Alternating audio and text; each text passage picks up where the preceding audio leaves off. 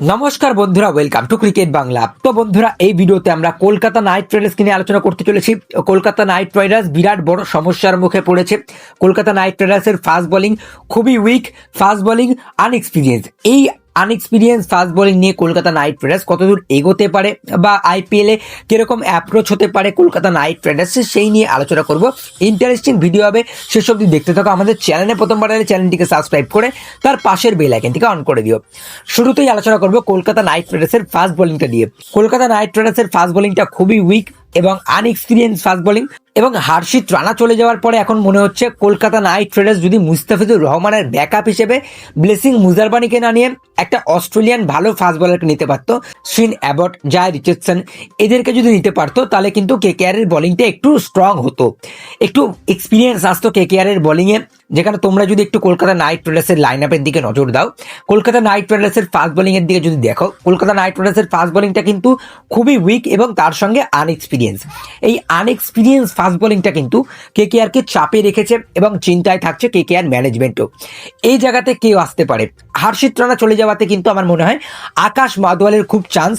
আকাশ মাদওয়াল KKR এ ফিরতে পারে, মুম্বাই ইন্ডিয়ান্সের ভালো বোলিং করেছে, তো সেই জায়গাতে আমার মনে হয় আকাশ মাদওয়ালকে কিন্তু কলকাতা নাইট রাইডার্স নিতে পারে। বাকি আরো দুটো ভালো অপশন রয়েছে, সেটা হচ্ছে তোমার সিমারজিৎ সিং আর হচ্ছে রাজ লিম্বানি। এই দুটো অপশনের দিকেও কিন্তু কলকাতা নাইট রাইডার্স নজর রাখতে পারে। তো এইবারে আলোচনা করব কলকাতা নাইট রাইডার্সের অ্যাপ্রোচ কি হতে পারে গোটা আইপিএল এ। যেহেতু কলকাতা নাইট রাইডার্সের ফাস্ট বোলিং আনএক্সপিরিয়েন্স, তো সেক্ষেত্রে আমি বলবো কলকাতা নাইট রাইডার্স দুটো ফাস্ট বোলার নিয়ে যাক। এক তোমার হচ্ছে বৈভব আরোরা, দুই হচ্ছে আকাশদীপ। এর বেশি দরকার নেই। ক্যামেরন গ্রিনকে অবশ্যই 2 থেকে 3 ওভার বোলিং করতে হবে এবং কেকেআর এর হয়ে সব থেকে গুরুত্বপূর্ণ 8টা ওভার কিন্তু সুনীল নারিন এবং বরুণ চক্রবর্তী করবে। এই দুজনকে কিন্তু কম করে 8 ওভারে কিন্তু 8-এর নিচে রান রেট দিয়ে বল করতে হবে এবং কম করে 3 থেকে 4টে উইকেট দুজনকে মিলে নিতে হবে। তাহলে এরা দুজনে যদি হাফ উইকেট নিয়ে নেয়, কেকেআর এর বোলিং এর উপর অতটা প্রেশার আসবে না এবং সেই জায়গাতে কিন্তু বৈভব আরোরা নতুন বলে যদি উইকেট নিতে পারে তাহলে কিন্তু কেকেআর এর কাজটা আরো সোজা হয়ে যাবে। তো সেক্ষেত্রে কেকেআর ম্যানেজমেন্ট যে আহামরি কোনো চাপে রয়েছে বা কেকেআর ফ্যান্সরা একটু আহামরি চাপে রয়েছে তেমনটা কিন্তু না। কেকেআর এর ফাস্ট বোলিংটা একটু উইক মানছি, তবে কলকাতা নাইট রাইডার্স চাইলেই কিন্তু সেই লাইন আপটাকে স্ট্রং করতে পারে। সেই জায়গাতে যেটা বললাম, আকাশ মাদওয়ালকে যদি নিয়ে আসতে পারে, প্লেইং 11-এর সুযোগ দিতে পারে, তাহলে হয়তো কেকেআর সেই চাপে থাকবে না, কলকাতা নাইট রাইডার্সের বোলিংটা একটু স্ট্রং হবে। তো সেই জায়গাতে আমি বলবো কেকেআর এর অ্যাপ্রোচটা এরকম হওয়া উচিত যে বেশি ফাস্ট বোলার আমরা খেলাবো না, দুটোর বেশি ফাস্ট বোলার খেলাবো না, আমরা দুটো ফাস্ট বোলারকে নিয়ে নামবো, সেটা হচ্ছে তোমার আকাশদীপ এবং বৈভব আরোরা, এই দুজনকে নিয়ে নামবো। আর হচ্ছে ক্যামেরন গ্রিনকে কম করে 2 থেকে 3 ওভার বল করতেই হবে মাস্ট। আর তার সঙ্গে তোমাকে বরুণ চক্রবর্তী এবং সুনীল নারিনকে 8 ওভারে ভালো বল করতে হবে। এরা দুজন যদি ভালো বল করে দেয় কেকেআর এর হয়ে, তাহলে আর আলাদা করে কোনো চাপ থাকছে না। কেকেআর এর ব্যাটিংটা দুর্দান্ত রয়েছে, তো সেটা দেখার পর আমার মনে হয় কলকাতা নাইট রাইডার্স যদি চেস করে, চেসটা আমার মনে হয় বেটার করতে পারবে এবং প্রথম ব্যাটিং করে যদি কলকাতা নাইট রাইডার্স 180-90 করে, সেই রান ডিফেন্ড করার মতো ক্ষমতা কিন্তু এই বোলিং লাইন আপের দিকে আমি দেখতে পাচ্ছি না। যদিও মাথিসা পাথিরানা এখনো কেকেআর ক্যাম্পে যোগদান করেনি। মাথিসা পাথিরানা যখন কেকেআর ক্যাম্পে যোগদান করবে তখন হয়তো আমরা উপর থেকে টিম সাইফর্ডকে বাদ দিয়ে মাথিসা পাথিরানাকে খেলাবো এবং সেই জায়গাতে বোলিংটা একটু স্ট্রং হবে। তবে ব্যাটিংটা কি উইক হয়ে গেল? টিম সাইফর্ড না থাকাতে কি ব্যাটিংটা উইক হয়ে যাবে? তেমনটা কিন্তু না। দেখো, তখন কেকেআর এর অ্যাপ্রোচ হবে আকাশদীপ এবং বৈভব আরোরার মধ্যে। যদি কোনো বলারের দিন খারাপ যায় বা যদি কোনো বলার ভালো বল না করে, তখন তাদেরকে বসিয়ে মানিশ পান্ডে কিংবা রাহুল ত্রিপাঠীর মতো প্লেয়ারকে মিডল অর্ডারের জায়গা দিতে পারে কিংবা আজ্ঞাকৃষ রাঘবান সে খেলাতে পারে। তো সেই জায়গাতে আর ব্যাটিংটা নিয়ে আলাদা করে চাপ লাগছে না। তবে কেকেআর এর জন্য সব থেকে বড় গুরুত্বপূর্ণ প্লেয়ার কিন্তু ফিন অ্যালেন। ফিন অ্যালেনকে ব্যাটিং করতে হবে, ফিন অ্যালেনকে একা দায়িত্ব নিয়ে ব্যাটিং করতে হবে। এবং কেকেআর এর যে টিম দেখছি, কেকেআর যদি কোয়ালিফাই করে সেই জায়গাতে কিন্তু কেকেআর শুধুমাত্র তাদের ব্যাটসম্যানের জন্যই কোয়ালিফাই করতে পারবে। তা বলে এই না কেকেআর এর বোলিংটা খুবই উইক। কেকেআর এর যদি তুমি স্পিন বোলিং দেখো, বরুণ চক্রবর্তী, সুনীল নারিন, এছাড়াও তারা অনুকূল রয়কে ট্রাই করতে পারে। টিম সাইফর্ডকে বসিয়ে রচিন রবীন্দ্রকে ওপেন করিয়ে রচিন রবীন্দ্রকে 3 থেকে 4 ওভার বোলিং করাতে পারে।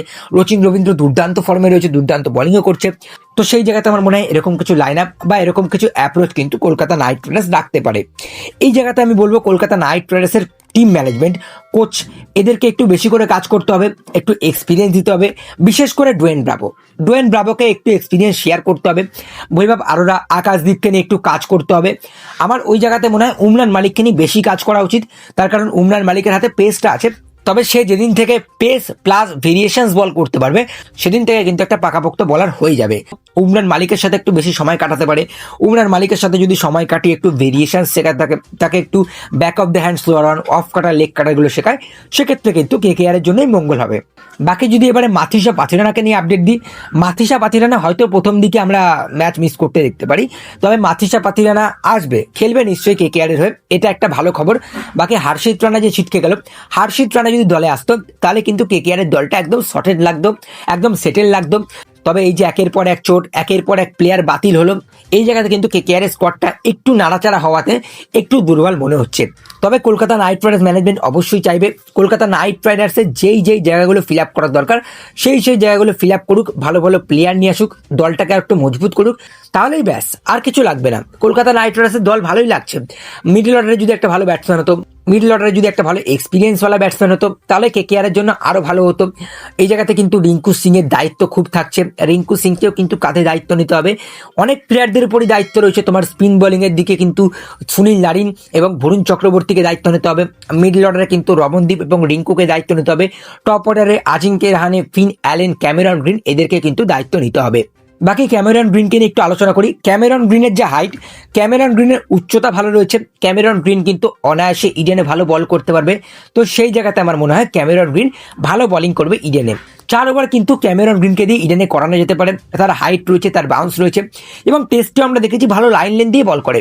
তো সেই জায়গাতে যদি ক্যামেরন গ্রিন 4 ওভার করে দেয় তাহলে তো হয়েই গেল, তাহলে আর বোলিং এক্সট্রা করে আমাদের লাগবে না। সেই জায়গাতে যদি ক্যামেরন গ্রিন এবং মাথিসা পাথিরানা যখন ইন করবে, মাথিসা পাথিরানা যখন 4 ওভার করবে, এছাড়া তোমার আকাশদীপ, বৈভব আরোরা যখন 4 ওভার করবে, সেই জায়গাতে কিন্তু কেকেআর এর প্রেশারটা আরো কম হয়ে যাবে এবং কেকেআর এর বোলিংটা কিন্তু সেটেল হয়ে যাবে। স্পিন বোলিং এর দিক থেকে কিন্তু দাক্স কামরা, প্রশান্ত সোলাঙ্কি, রচিন রবীন্দ্র, অনুকূল রায়, এরাও কিন্তু ভূমিকা পালন করতে চলেছে। তবে হয়তো আমরা প্রথম দিকে তাদেরকে দেখতে পারবো না, মিড সিজনে যখন কেকেআর এক্সপেরিমেন্ট করবে সেই জায়গাতে তখন দাক্স কামরা এছাড়াও রচিন রবীন্দ্রকে দিয়ে ট্রাই করতে পারে। তাছাড়া তোমার প্রশান্ত সোলাঙ্কি খুব ভালো লেগ স্পিনার, লেগ স্পিনারের কমতি কেকেআর এর মধ্যে রয়েছে। তো সেই জায়গাতে যদি কেকেআর এর ফাস্ট বোলিং চোখ পড়ে যায়, কেকেআর হয়তো 3 থেকে 4টে স্পিনার, 3 থেকে 4টে মজবুত স্পিনারের সাথেও নামতে পারে, যে জায়গাতে প্রশান্ত সোলাঙ্কি, রচিন রবীন্দ্র, সুনীল নারিন এবং তার সঙ্গে কিন্তু বরুণ চক্রবর্তীও বল করতে পারে। তো এটাই হচ্ছে আলোচনা, যে ফাস্ট বোলাররা যদি চোখ করে দেয় সেক্ষেত্রে কেকেআর এর কাছে স্পিন বোলিং অপশন রয়েছে।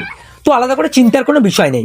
কেকেআর ফ্যান্সরা যে একটু চাপে রয়েছিল যে ফাস্ট বোলিংটা তো উইক হয়ে গেল, আমার মনে হচ্ছে না ফাস্ট বোলিং অতটা উইক হয়েছে। হ্যাঁ, একটু উইক হয়েছে, তবে যদি এই জায়গাতে হর্ষিত রানা না আউট হতো, যদি এই জায়গাতে মাথিসা পাথিরানা না আউট হতো, মাথিসা পাথিরানা যদি ইনজুরি না থাকতো, মুস্তাফিজুর রহমান যদি কেকেআর থেকে বাতিল না হতো, তাহলে কেকেআর এর বোলিংটা সব থেকে ভয়ানক বোলিং লাগতো।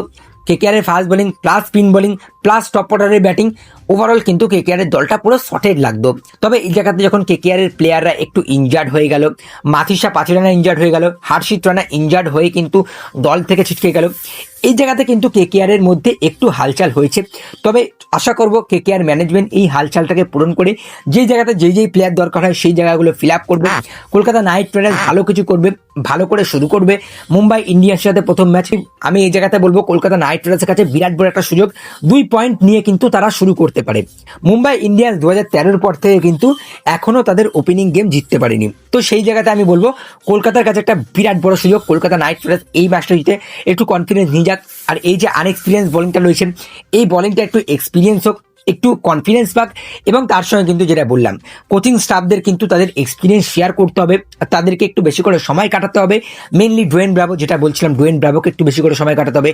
আকাশদীপ, বৈভব আরোরা, উমরান মালিক, ব্লেসিং মুজারবানি, এই প্লেয়ারদের উপর যদি ডোয়েন ব্রাভো টিম সারি নজর রাখতে পারে, এছাড়াও সেন ওয়াটসনও যদি তার এক্সপিরিয়েন্সটা শেয়ার করে, সেক্ষেত্রে আমার মনে হয় কলকাতা নাইট রাইডার্স সেই প্রেশারটাকে অ্যাবজর্ব করে, সেই চাপটাকে অ্যাবজর্ব করে কিন্তু পারফর্ম করতে পারবে। তো এই ছিল আজকের আপডেট কলকাতা নাইট রাইডার্সকে নিয়ে অনেক কিছু আলোচনা করলাম। যদি ভালো লাগে অবশ্যই লাইক করে দিও, বেশি বেশি করে শেয়ার করে দিও। আমাদের চ্যানেলে প্রথমবার এলে চ্যানেলটিকে সাবস্ক্রাইব করে তার পাশের বেল আইকনটিকে অন করে দিও। তো চলো গাইজ, এই ভিডিওতে এই পর্যন্তই, দেখা হচ্ছে পরবর্তী কলকাতা নাইট রাইডার্সের ভিডিও নিয়ে।